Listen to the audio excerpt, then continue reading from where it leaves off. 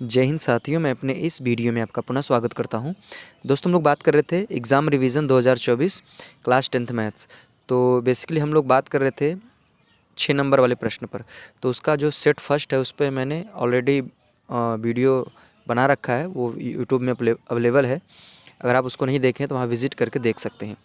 अब 6 नंबर वाले प्रश्न का ये हमारा सेट नंबर सेकंड होगा।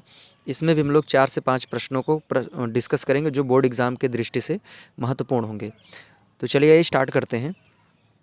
पहला प्रश्न में कहा जा रहा है कि निम्नलिखित समीकरण को हल कीजिए। तो यहाँ पे दरअसल एक समीकरण दिया हुआ है, इसको हमें क्या करना है, हल करना है। तो यहाँ पे कंडीशन दिया गया है कि जो x का मान होगा वो -3 और 1/2 नहीं होना चाहिए। तो चलिए आइए इसको हल करते हैं। कैसे हल करेंगे आइए देखते हैं। तो यहाँ पे पहले आपको करना क्या है कि यहाँ पे देख पा रहे हैं कि 2x - 1 बटे x + 3 और यहाँ x + 3 बटे 2x - 1 है। तो हम क्या करेंगे, इनका नीचे नीचे का गुणा कर लेंगे पहले। तो यहाँ पे मैं साइड में गुणा कर लेता हूँ, तो हो जाएगा x + 3 और ये हो जाएगा 2x - 1। अब इसका इसमें गुणा कर देंगे तो यहाँ हो जाएगा 2, उसके बाद हो जाएगा 2x - 1 का स्क्वायर, फिर माइनस यहाँ 3 है और यही चीज़ सेम यहाँ भी गुणा करेंगे तो x + 3 का होल स्क्वायर हो जाएगा। अब आपको करना क्या है कि यहाँ पे हो जाएगा 2। चलिए यहाँ पे a - b का होल स्क्वायर लगाएंगे तो a स्क्वायर यानी a स्क्वायर का मतलब हो जाएगा 4x square plus B square का मतलब 1, फिर -2ab, 2 इंटू ए की जगह हो जाएगा 2x इंटू बी की जगह 1। ठीक है, फिर इसके बाद -3 लिखेंगे। अब यहाँ भी वही फार्मूला लगाएंगे a + b का होल स्क्वायर वाला। तो यहाँ हो जाएगा a स्क्वायर यानी x square plus B square का मतलब 9 प्लस 3 का स्क्वायर करेंगे 9 आएगा। अब यहाँ पे 2ab का मतलब हो जाएगा 2 इंटू x इंटू 3, फिर पूरे के बटे हो जाएगा। चलिए इसका इसमें गुणा कर लेते हैं। अच्छा, बराबर यहाँ 5 भी है। ठीक है, तो आइए इसका इसमें गुणा कर लेते हैं। तो हो जाएगा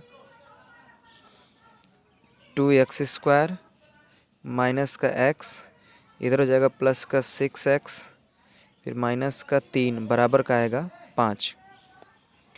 अब आपको करना क्या है कि इसमें अंदर एक काम करते हैं, हाँ अंदर मल्टीप्लाई कर लीजिए। तो अंदर मल्टीप्लाई हो जाएगा तो हो जाएगा 8x स्क्वायर, फिर यहाँ हो जाएगा प्लस का 2, फिर हो जाएगा 2 दूनी 4x, फिर 2 का गुणा अंदर करेंगे तो माइनस का 8x, फिर अब ये -3 अंदर जाएगा तो जाएगा 3x स्क्वायर, फिर यहाँ हो जाएगा माइनस का 27 और यहाँ हो जाएगा 3 दूनी 6, 6x -3 का गुणा 6 में करेंगे तो जाएगा माइनस के 18x।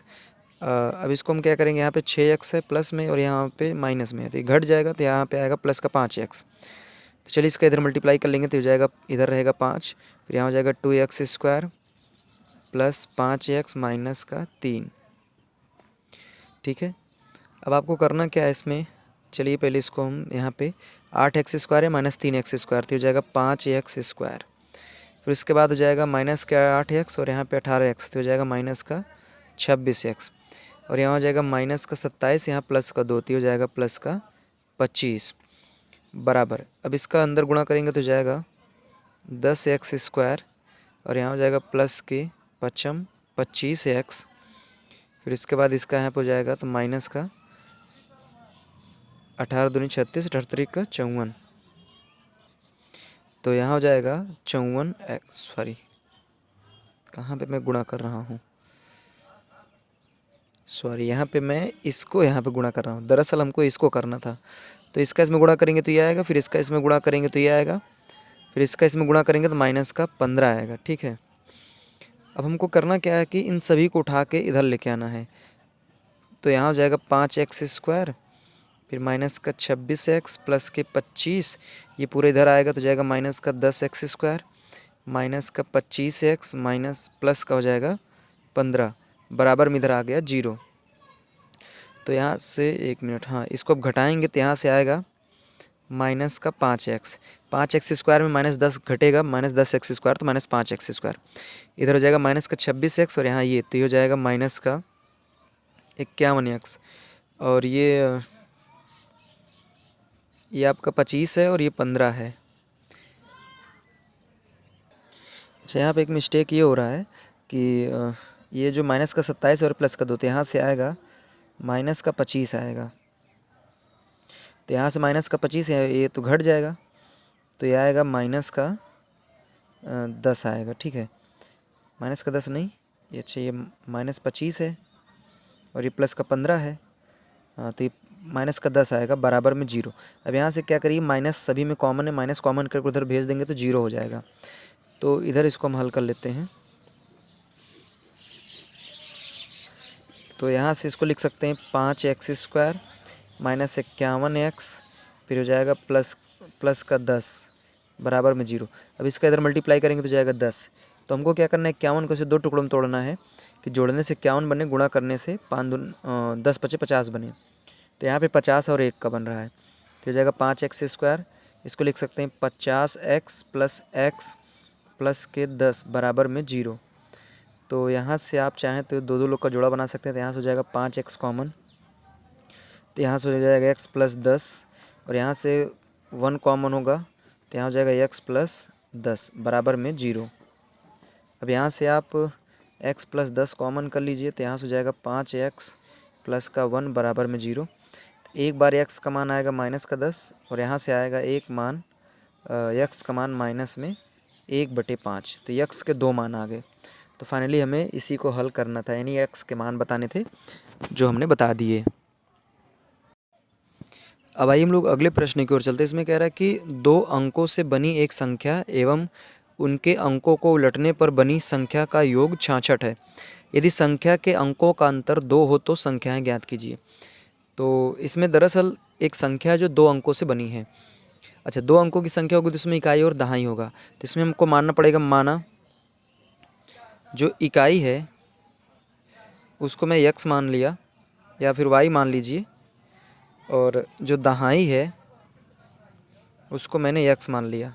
ठीक है, इकाई को मैंने y मान लिया और दहाई को मैंने x मान लिया। तो वो जो संख्या होगी उसको मैं, दहाई को x माना तो इकाई को y माना, तो xy मैं लिख सकता हूँ उस संख्या को।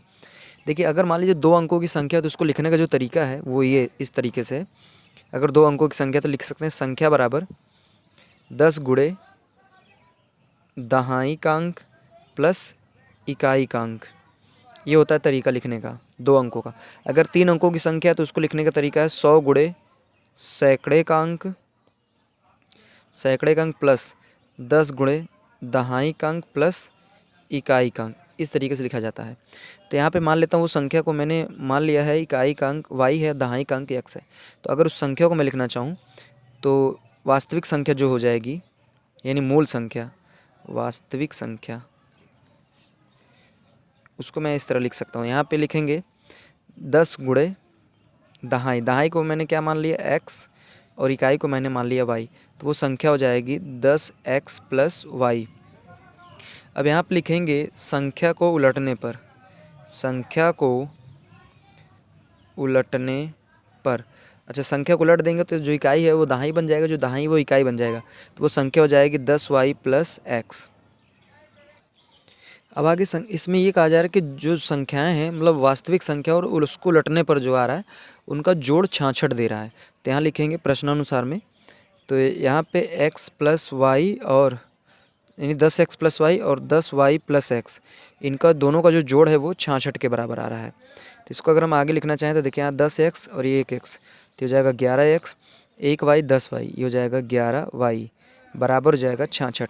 अगर सभी में 11 से भाग कर देंगे तो यहाँ से आएगा x + y बराबर 6 आएगा। अगर हमने 11 से भाग किया तो इसको समीकरण नंबर 1 मान लीजिए। अब इसमें से कह रहे हैं कि जो संख्या है इनका अंतर जो है, इनका अंतर 2 दे रहा है। तो इसमें से अगर मान लीजिए मैं अगर दहाई को बड़ा मान लूँ तो यहाँ पे अंतर हो जाएगा x - y बराबर 2। तो इसको आप समीकरण नंबर 2 मान सकते हैं। अब समीकरण 1 और 2 को सीधे सीधा आप जोड़ दीजिए, तो यहाँ से हो जाएगा समीकरण 1 + 2।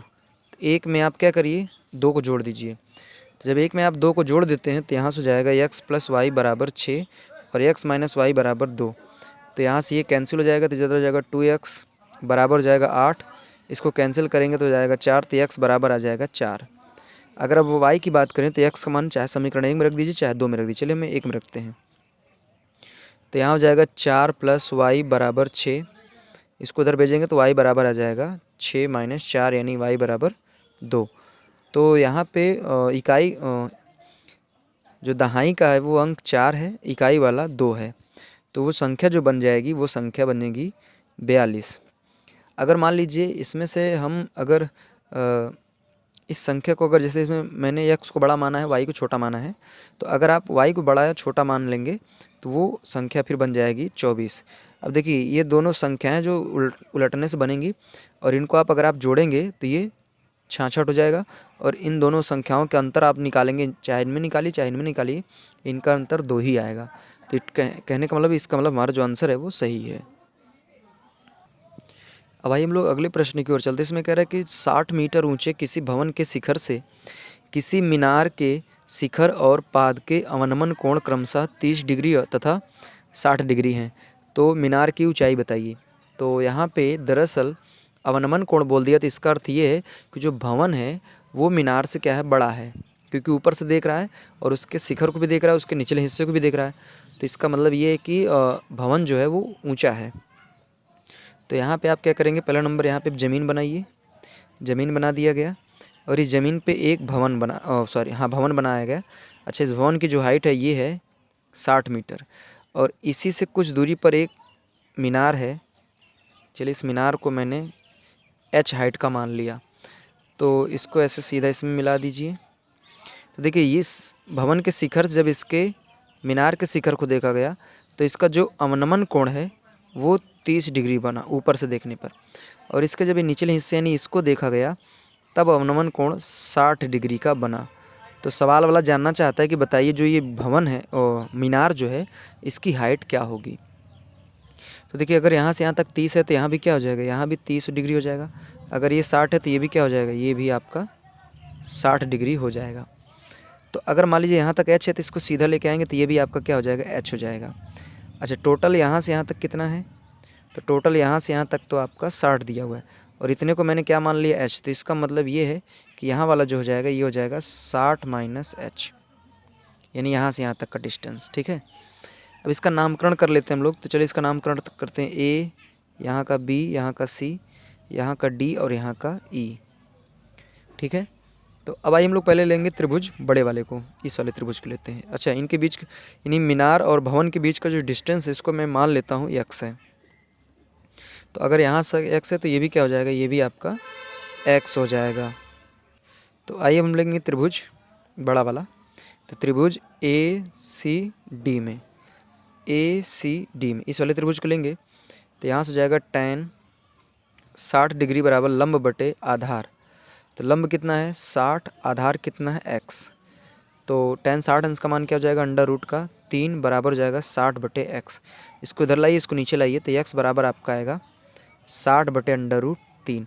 इसका आप चाहें तो परमेयीकरण कर दीजिए, ऊपर नीचे अंडर रूट 3 का, तो ये हो जाएगा 60 अंडर रूट 3 बटे 3। इसको निपटाएंगे तो यहाँ से 20 आएगा, तो x का जो मान आएगा वो आएगा 20 अंडर रूट 3। तो x आ गया। अब अपने को क्या करना है, इस h को बताना है। तो h कैसे निकलेगा, तो काम करें, अब इस वाले त्रिभुज पे आते हैं। तो लिखेंगे अब त्रिभुज ए बी ई में। तो अब त्रिभुज ए बी ई में देखेंगे तो यहाँ से आपका ये हो जाएगा tan 30 डिग्री। अच्छा, लंब कितना है, लंब है 60 माइनस h बटे आधार क्या है, x है। तो इसका मान हो जाएगा 1 बटा अंडर रूट 3 बराबर हो जाएगा 60 माइनस h बटे x का मान, ये है 20 अंडर रूट 3। तो इसका इधर मल्टीप्लाई कर लीजिए, तो हो जाएगा 20 अंडर रूट 3 बटे अंडर रूट 3 बराबर 60 माइनस h। तो ये अंडर रूट 3 से अंडर रूट 3 कैंसिल, तो हो जाएगा 20 बराबर हो जाएगा 60 माइनस h को उठा के इधर लाइए, 20 को इधर भेज दीजिए, तो h बराबर हो जाएगा 60 माइनस 20, तो h बराबर आएगा 40 मीटर। तो इट मीन्स कहने का ये है कि जो मीनार यानी टावर की जो हाइट है वो 40 मीटर आ गई। अब आइए हम लोग अगले प्रश्न की ओर चलते हैं। इसमें कह रहा है कि यदि किसी भिन्न के अंश में 1 घटाया जाता है तो वह 1/3 हो जाता है, तथा यदि उसके हर में 8 जोड़ा जाता है तो वह 1/4 हो जाता है, तो वह भिन्न है। तो आइए इसको करते हैं। तो यहाँ पे पहले हम मानेंगे, माना भिन्न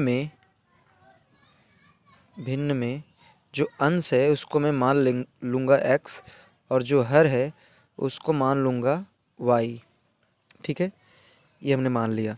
अब इसमें से कह रहा है कि अगर हम कहें पहली स्थिति में, स्थिति नंबर फर्स्ट की बात करें, तो इसमें स्थिति नंबर फर्स्ट में क्या बोला जा रहा है कि उसके अंश में एक घटाया जाएगा, तो यानी x माइनस 1 अंश में आपको एक घटाना है, y को हर को ऐसे ही रहने देना है। तो जब अंश में एक घटाएंगे तो आएगा 1/3 आ रहा है, ठीक है।